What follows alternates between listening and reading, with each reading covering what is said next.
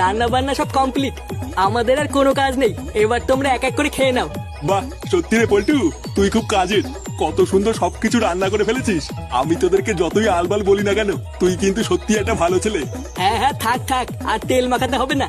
আমরা এখন একটা জায়গায় যাব, আমাদেরকে আর ডিস্টার্ব করবো না। আচ্ছা ঠিক আছে, এবার তোরা যেখানে খুশি যা।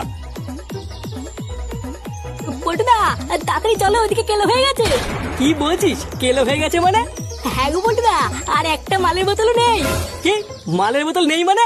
হ্যাঁ গো, আমি গিয়ে দেখছি ফাটা সব মালের বোতলগুলো একাই মেরে দিয়েছে। কি বললি? ফাটা সব মালের বোতল একা মেরে দিয়েছে মানে?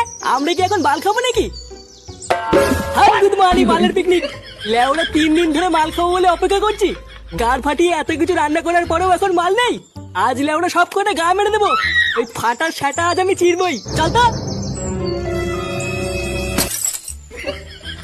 ঝুড়ি বা আমাকে না দিয়ে পেটি খেয়ে নেবে। এওলা সব কথা গায়ে মেরে দেবো। ইয়ে মানে বলছি আমি পল্টু, বাচ্চা ছেলে ভুল করে ফেলেছে, ক্ষমা করে দিলে হয় না?